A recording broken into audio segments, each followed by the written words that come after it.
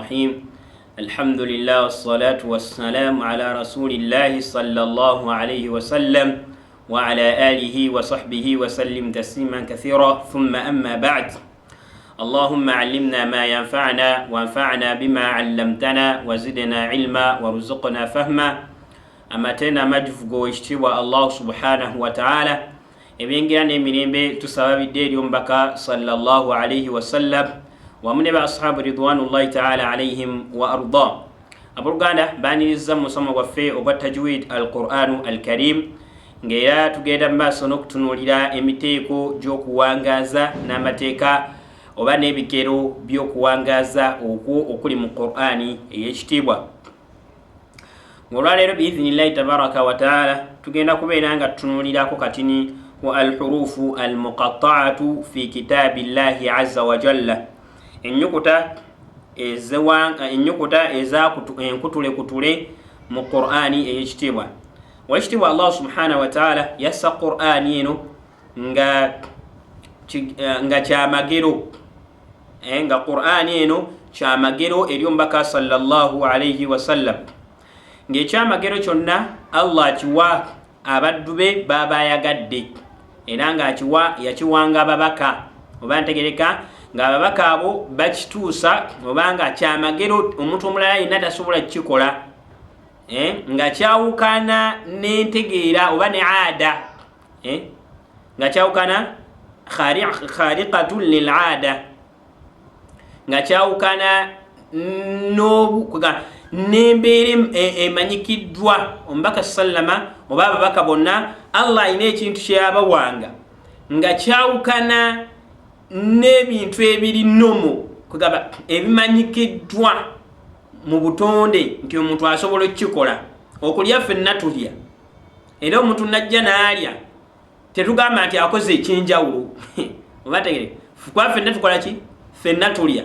Tayi kati ababaka Allah alina kyeyabawanga, oli n'amuwa omuggo, kubanga omuggo ogumanyikiddwa nti tegufuuka musota, naye oguteekaawo ne gufuuka omusota, kitegeeza nti kyoba okoze kiba kyawukanye kimanyikiddwa, si ddogo. Ate awo nawo waliwo essomo, kubanga mu'jiza byonna ebyamagero Allah bye yawa byawukana n'eddogo. Njawukana ki eri wakati w'ebyamagero n'eddogo naye weeri, naye essaawa eno tetuli mu majaali ago, tetuli mu haali eyo kubeera nga tujja kubeera nga tunnyonnyola obula tujja kufuna obudde ate tubinnyonnyole kubeera nabyo bikulu okubeera nga tubitegeera.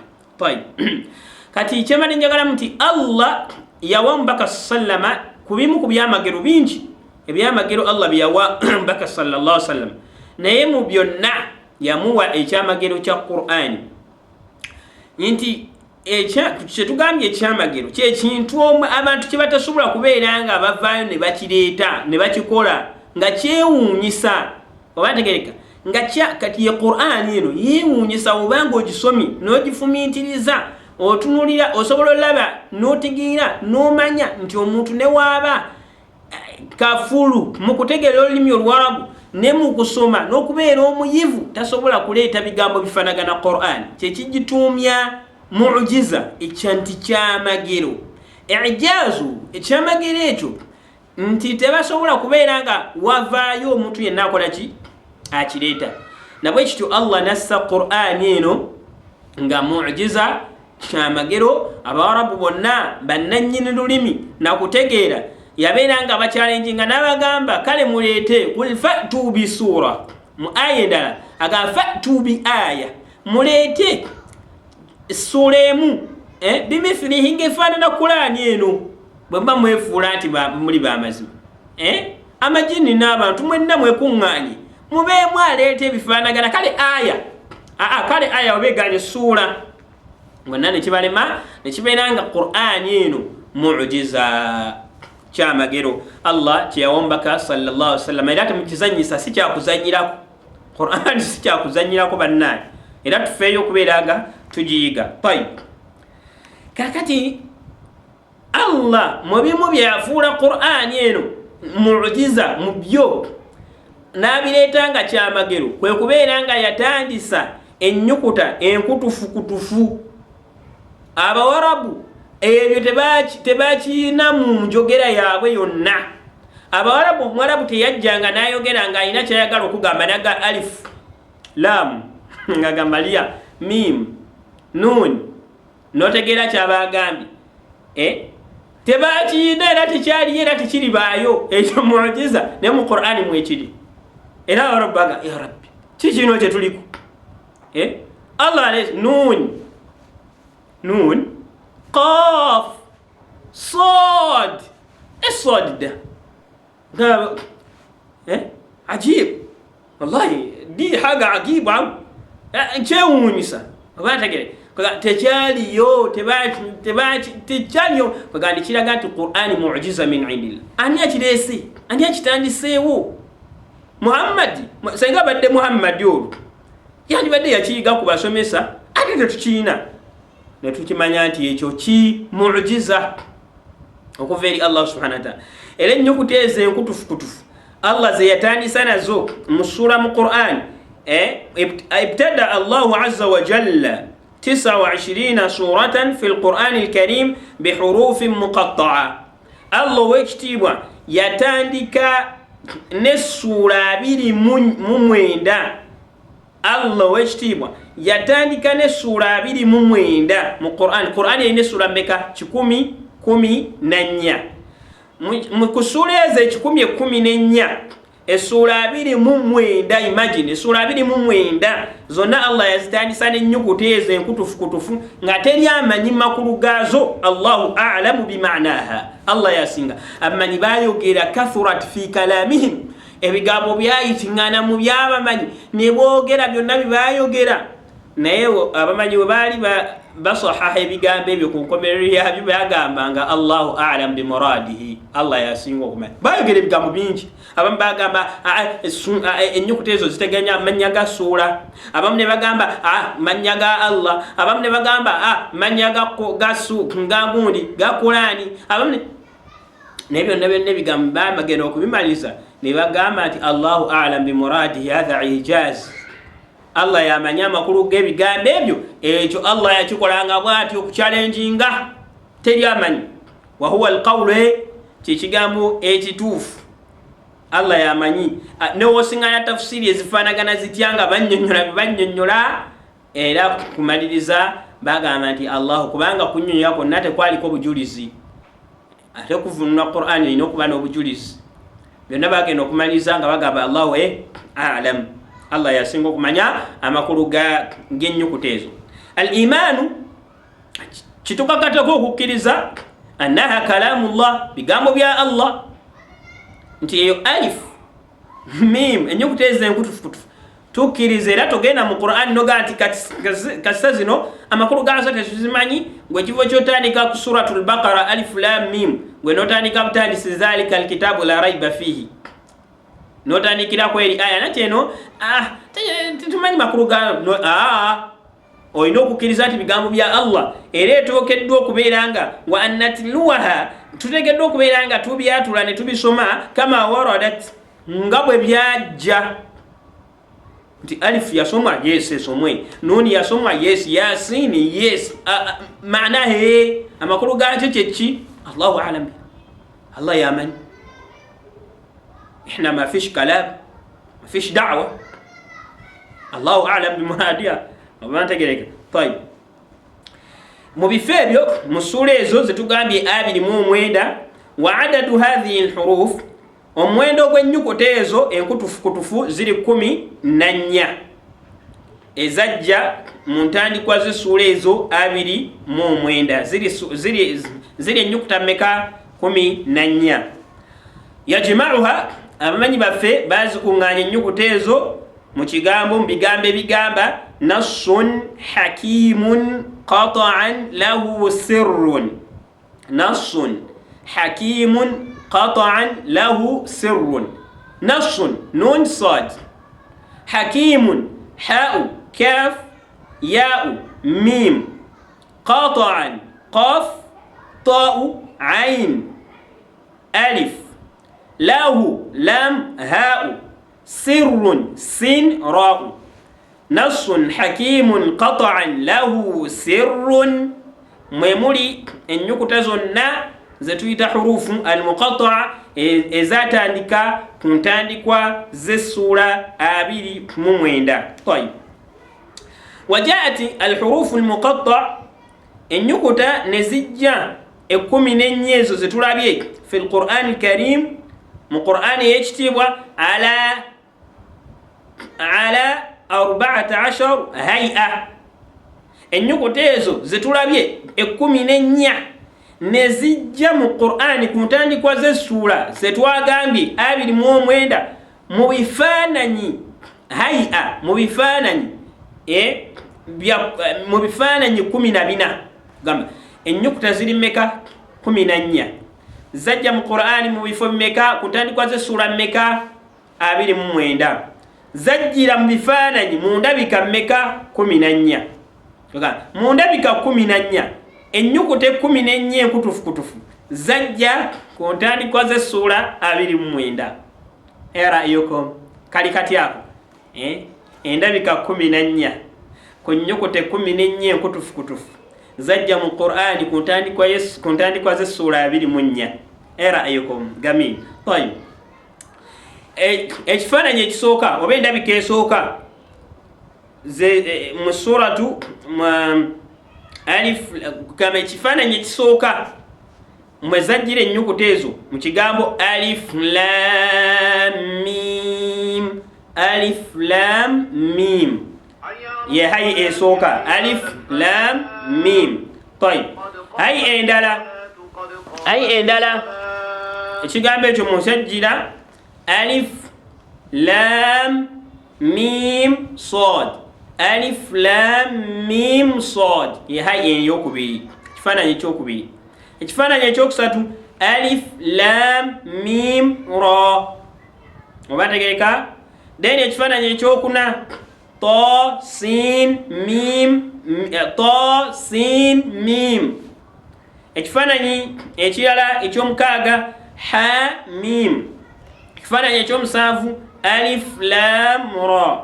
Ekifaananyi ekyomunaana kaf ha ya ain sad. Ekifaananyi ekyomwenda mbaze bulungi 1 2 3 4 5 6 7 8. Ekifaananyi ekyomunaana taha. Ekifaananyi ekyokumi tasin. Ekifaananyi ekyokumu yasin. Oba ntegereka? Naam. Ekifaananyi ekyo12 sad. Ekifaananyi ekyo13 oba ekifaananyi ekyo11 sad. Ekifaananyi ekyo12 hamim ain sin qaf. Ekifaananyi ekyo13 qaf. Ekifaananyi ekyo14 nun. Oba ntegereka? Tayib. Mu bifaananyi ebyo 14 ennyukuta 14 enkutufukutufu zatandika ku ntandikwa z'essula 20 oba ntegereka? Tayib. Naye ng'ebifaananyi ebimu bijja ne byeddingana. Kati nga alif lam mim ekyo kifaananyi kikirabye kiri kimu, naye alif lam mim zajja mu ntandikwa z'essula endala. Kyovula ati ebino ebifaananyi 14 ate byajja ku ntandikwa z'essula mmeka? 29. Kitegeeza nti ebifaananyi ebimu byajja byeddingana ku ntandikwa z'essula ezikoze zitya? Ezimu. Oba tegetegedde bulungi? Tayib habibti maala tuli ffenna nabwekyo zezo ennyukuta alhurufu almuqatta'a ezajja mu qur'ani ey'ekitiibwa. Tayib. Sheikh agamba nti almududu alwaqi'atu fi alhurufi almuqatta'a, okuwanvuya okwajja oba okuwangaaza okuli mu nnyukuta ezo enkutufukutufu. Mu nnyukuta ezo enkutufukutufu mulimu okuwangaala. Kati okuwangaala okwo kwajja mu nnyukuta ezo enkutufukutufu, Sheikh agamba nti taqsam alhurufu almuqatta'a min haythu almaddu alladhi fiha ila 4 majmu'at. Ennyukuta okuwangaaza okuli mu nnyukuta enkutufukutufu ezo zetugambye mim nun wawuteri muno qaf. Oba ntegereka? Okuwangaaza okuli mu nnyukuta ezo enkutufukutufu tukumenyamenyamu oba ne tukwawulamu ne tukolamu categories, emiteeko gya mirundi 4. Okuwangaaza okuli mu nnyukuta ezo enkutufukutufu oba ntegereka tukwawulamu categories za mirundi emeka? ena maana tuli fenna طيب omteeko ogusooka alif ennyukuta ya alif la madda fiha alif jo teriimu kuwangaala liadami wujudu harufu maddi mu nnyukuta ziri enkutufukutufu zetwalabye 14 mulimu ennyukuta ya alifu ennyukuta ya alifu yo teriimu kuwangaala gijje mu bintu byo teriimu kukolaki kuwangaala lwaki olw'ensonga nti ekigambo ekikola ennyukuta ya alifu tekiriimu nnyukuta ewangaala bw'oyogera nti alifu erina wewangaziza bw'owulira ekigambo alifu owuliramu okuwangaala alifu afish lithan ekigambo alif temuli kukola ki temuli kuwangaala maana tuli fenna tayyib omuteeko ogwokubiri tugambe emiteeko giri ena tujawulamu emiteeko emeka ena omuteeko ogwokubiri hurufun hayyun tahurun oba tuhuru oba tahuru zennyukuta ezikuŋŋaanira mu kigambo hayyun tahuru ennyukuta ya haau yaau taau haau raau nziramu muteeko ogwokubiri mu miteeko gye tukutulakutulamu mu nnyukuta zino enkutufukutufu ogusooka tugambye ogwa alifu temuli kuwangaala muteeko ogwokubiri gwe gw'ennyukuta zino ettaano ezikuŋŋaanya mu kigambo hayyun tahurun haau yaau taau haau raau yuntaku kullun minha ala harufaini ennyukuta ezo essatu tuzaatulira mu mannya agakola ennyukuta ezo ennyukuta ezo ettaano hayyun tahurun tuzaatulira ku mannya gaazo nga ga nnyukuta bbiri amanya ebigambo ebikolwa amanya ng'ennyukuta zino ettaano gali ku nnyukuta bbiri tuwandiike kugamba omuntu ayogerera ku nnyukuta bbiri na ha ya aba ayogedde haau ne alif ha ya omuntu wagamba ya aba ayogedde yaau ne alif ya ta aba ayogedde ta ne alif na ta omuntu wagamba ha aba ayogedde ha ne alifu ha omuntu wagamba ra aba ayogedde raau ne alifu ra nabwe kityo ennyukuta zino ettaano amannya agazikola buli emu gawandiikibwamu oba gawandiikibwamu ennyukuta bbiri oba ntegereka tayib thanihima naye ng'ennyukuta ey'okubiri mu nnyukuta ezebbiri ezikola amannya gano ennyukuta ey'okubiri nga ewangaaza thanihima harufu maddin ng'ey'okubiri nnyukuta ekola ki ewangaala wayamuddu bimiqdaari harakataini nebeera ng'ewanvuyizibwa ekigero kya harakati bbiri maddan tabiiyan ng'okuwangaaza okw'ekikola okumanyikiddwa obulungi fataqra'u hakadha n'ozisoma bw'oti ha ya ta ha ra tokkirizibwa gamba taha nedda oba ta'u ha'u nga omusoma muyasaruna nti ta'u ha'u kyovula nti wano mulahadha shekha ayina akantu ke yateeka wansi wa n'atugamba nti waradat hadhihi lhurufu fi lugati alarabiya maqsuratan wa mamduda ennyukuta zino zetulabye ettaano ha'u ya'u ta'u ha'u ra'u mu luwarabu muba mu luwarabu zayatulwa mu lulimi oluwarabu nga si qur'ani mu lulimi oluwarabu nga lwo tukkirizibwa ozaatula mu mbeera za mirundi ebiri n'oziwanvuya oba n'oziyimpaya amakulu n'ozaatula nga za nnyukuta 3 oli n'agamba haa'u so we muuli omuntu ng'asoma mu yasaruna n'agamba haa'u si nsobi oli n'agamba ta'u haa'u yaa'u n'asambyayo u si kikyabu ate oli bw'aba agambye ta ya ha ra mu nnyukuta ezettaano era naye aba mutuufu ako sheekhe yakagamba nti mu lulimi oluwarabu as a language ng'olulimi oluwarabu tukkirizibwa embeera za mirundi ebiri okkirizibwa ogamba ta'u oba ta haa'u oba ha, ya'u oba ya, ra'u oba ra. naye sheikh agamba amma fi lqur'ani oba amma fi tilawati lqur'ani alazim, naye mu qur'ani ekitiibwa falam tarid illa maqsura, tewali wonna wekyalabikira okuleka okubeera nga tusoma nnyukuta bbiri amakulu nga tuwaavya harakati mbiri zokka. tokkirizibwa agamba ta'u la taha harakati bbiri zokka mu qur'ani oba ntegereka. naye nga yo nga olulimi oluwarabu kikkirizibwa oba osoma ziyasaru nazo tewali buzibu. tayib, tukategenda bulungi. gwe muteeko ogwokubiri tugambye ogwasoose twagambye ennyukuta enkutufukutufu tuzawulamu emiteeko emeka? ena. muteeko ogusooka gwe gunyukuta ezitaliimu maddi, okutaliimu kuwanvuya, nga ennyukuta yaki ya alifu. ne wabawo ennyukuta nga tuwanvuya harakati bbiri zokka nga zennyukuta ettaano ezikuŋŋanyizibwa mu kigambo hayyun tahuru. tayib, ne wabawo omuteeko omulala hurufun, ennyukuta zetukuŋŋanyiza mu kigambo sanaqussu lakum, sin, nun, qaf, sad, lam, kaf, mim. ziri meka? sin emu, nun biri, qaf satu, sad nya, lam tano, kaf mukaaga, mim musanvu. ennyukuta musanvu sanaqussu lakum. ennyukuta ezo omusanvu sanaqussu lakum tulina ozeegendereza. yuntaqu kullun minha ala 3 ahrufin.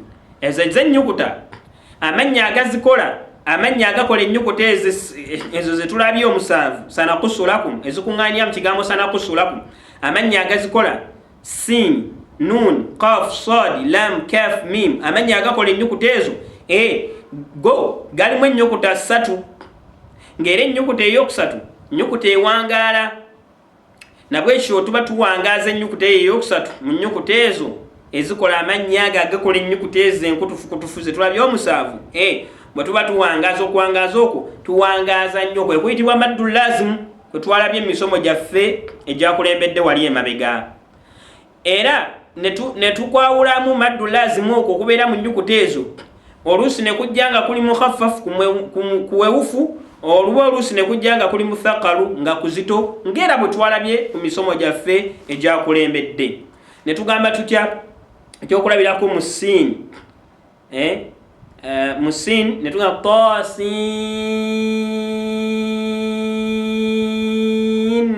mim, tasin mim, sin ne tugiwanvuya nnyo harakati. nabwekyo ne nun, qaf, sad, lam, alif, lam, kaf, haya, mim nakyo kyekimu, mim. oba ntegereka? nabwekyo ennyukuta ezo tuziwanvuya harakati meka? 6 bweddu. tayib, omuteeko ogusembayo ogwokuna mu miteeko gye twawulamu ennyukuta zino enkutufukutufu gwe tuyita omuteeko gw'ennyukuta ya ayini. naye yeeyawulidde. yuntaqu ala 3 ahrufin. ne ayini eyina ennyukuta ezikola oba ekigambo ekikolebwa ennyukuta ya ayini kirimu ennyukuta 3. kirimu ayini ye yennyini ne ya'u ne nuuni. ayini ekigambo ekikola ayini kirimu ayini, ya'u ne nuuni, si bwe kiri ayini. awsatwa bw'otunuulya ekigambo ekyo ekikola ennyukuta ya ayini, mu makkati gaakyo harufu liini, mulimu ennyukuta ya liini eya ya, eya sukunu ng'emabega gaayo wali fat. ennyukuta za liini ze zino 2, naye kati tulabeemu, tetwagala kukeereya kugamba kuwanvuya nnyo ate kubabuzaabuza. ennyukuta za liini ziri 2, naye wano twogera ku ya'u eya sukunu, singa emabega gaayo wabeerayo fatiha eba ennyukuta ya liini.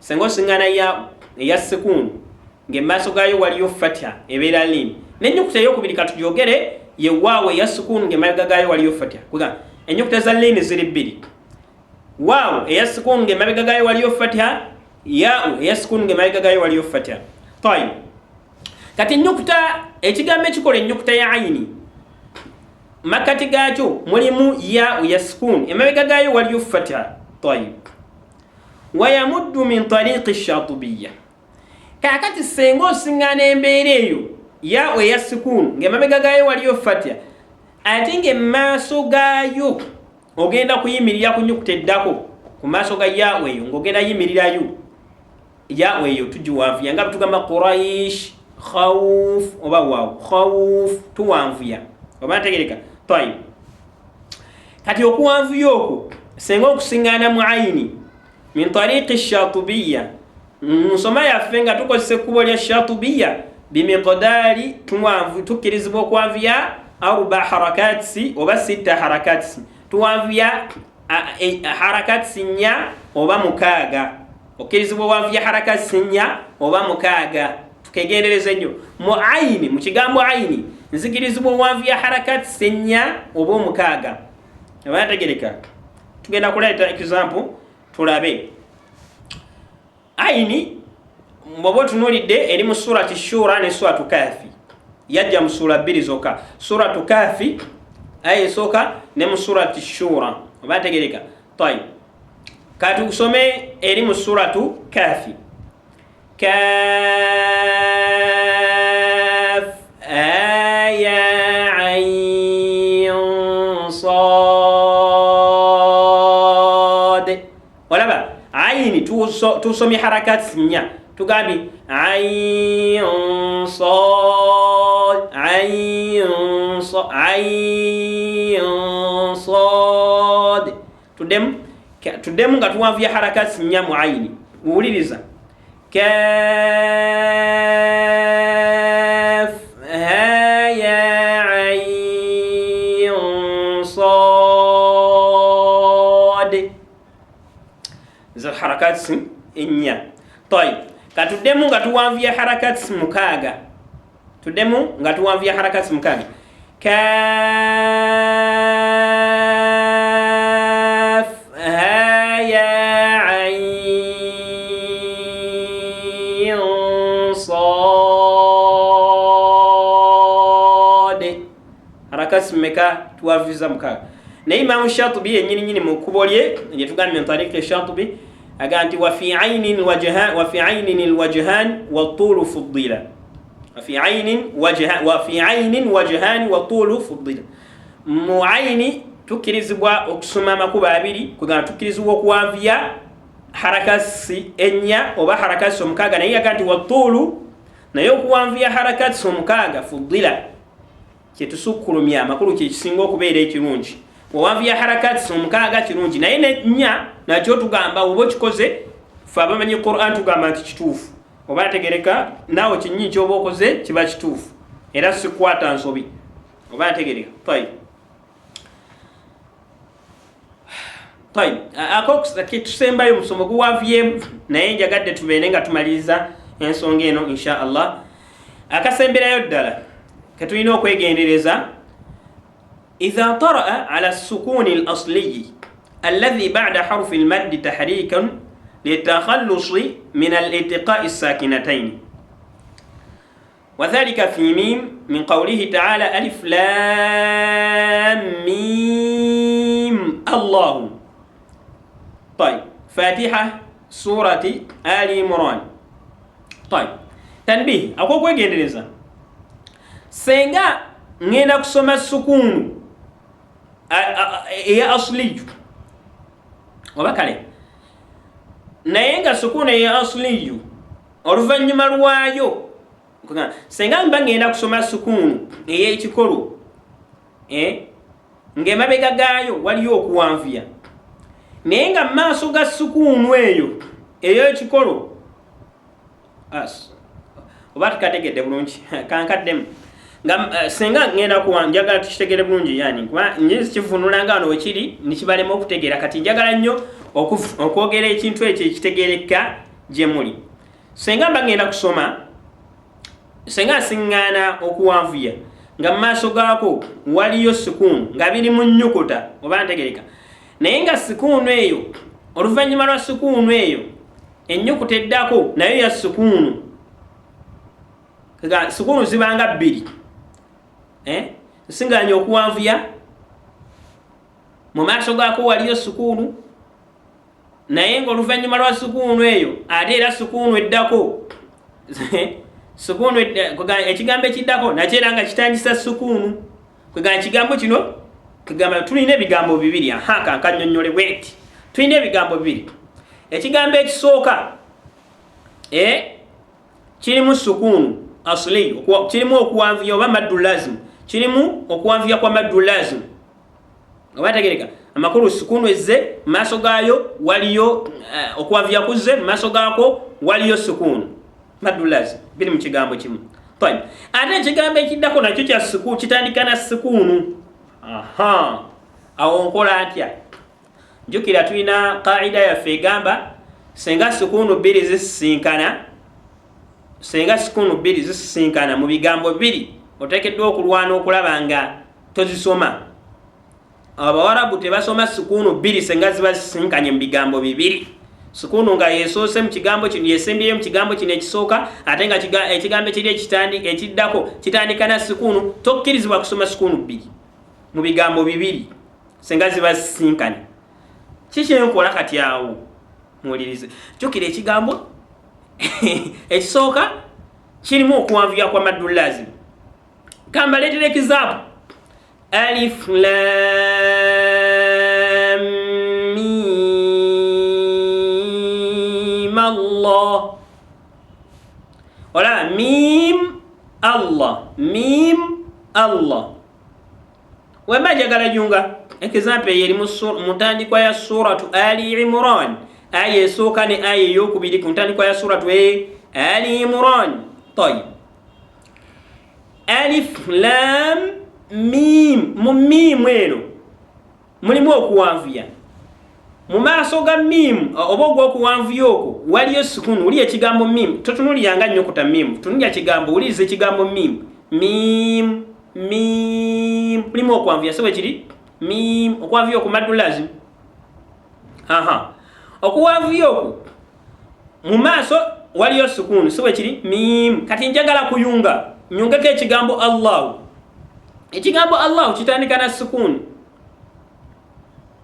oli ayinza ogamba ate kitandika sukunu ate nga tuliyo gamba Allah otandisa ya fatiha ayinza okyebuuza ate tuliyo gamba Allah ate ogamba kitandika na sukunu kitandika na sukunu lwakuba nti wano wetuba tukitandikirako ne twogera nti Allah tuteekako ki tuteekako fatiha olw'ensonga tetutandikira ku zisukunu ako nako mukategere tutandikira ku ki obwongo kati ndowooza bwakoyedda tetutandikira ku zisukunu omuwarabu tatandikira ku sukunu bw'asingana sukunu kikyakola sukunu eyo ateekeddwa okubeera nga tagitandikira akatandikira ku mpeerezi kati ati kigambo kitandika ne hamzatul wasli aleeta hamzatul wasli n'agitandikirako kati hamzatul wasli eyo n'agiteekako empeerezi okusinziira kati ate tujja kuba tugeza muze hamzatul wasli eyo nayo biwanvu naye mu mannya hamzatul wasli tutandika nayo na fatiha ng'oggyeko amannya omusanvu agamanyikiddwa obulungi Allahu oba ategereka kyekyo lwaki tusoma fatiha nti Allahu lwa hamzatul wasli eno gye tutandikiddeko naye yali ya sukunu hamzatul wasli zonna ziba za sukunu naye olwokuba nti netutandikira ku sukunu kati tukola tutya tuteekako fatiha netugamba Allahu tuzzeeyo ku kiri mim ya sukunu mim ya sukunu eno eyokubiri kakati sukunu eyo esinkanye sukunu eno etandika ku linnya lya Allah kati nkola ntya osoma mu mbeera za mirundi ebiri kubanga ekisooka oteekeddwa okubeera nga mimu eno ebadde eya sukunu ogiteekako fatiha osobola okusoma sukunu eri eyokubiri gwe mulimu gw'osooka okukola oba ntegereka oga alif lam mima togamba mima twogera ku mbeera singa oba ogenda yunga ogamba mima olumala okuteekako fatiha mima nolyoka osoma erinnya lya Allah mima Allahu tokizibwagala mim Allahu kati omuna ogenda bisoma otya mim osirise mimu ate osome Allah kiba kizibu kiba kikaluba sooka noteekako fatiha ku mimu mima Allahu tayyib kati okuwanvuya kuno okubadde okwamaddu lazimu kuba mujjukire maddu lazimu okwanvuya okwo tugamba kubeerawo lwaki olw'ensonga nti maaso bogenda soma sukuuni kakati ate awo sukuuni ogijjeko otaddeko fatiha ekyabadde mim osomye mima otaddeko fatiha mima twebuuza okuwanvuya okwo tusigale nga tuwanvuya harakatsi mukaaga oba tetuwanvuya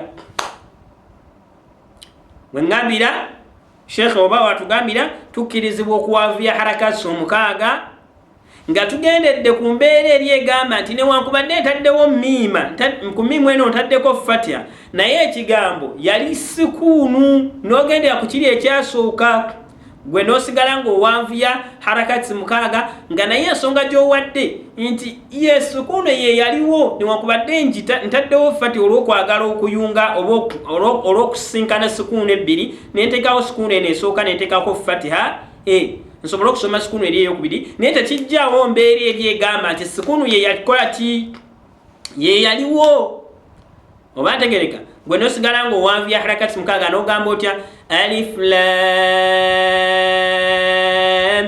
mim Allahu la ilaha illa hu oba ntegereka tayib ate embeera eyokubiri nzikirizibwa owanvuya harakati bbiri nga ngamba nti sukuunu evuddewo ntaddewo fatiha kakati ate lwaki mba nvanvuye nnyo sukuunu yeeriwo yiino gye ntaddewo mukusoma nabwe kishuka mpanvuye harakati bbiri okwanvuya kuno kudde ku maddu tabiiya oba ntegeka n'ogamba alif lam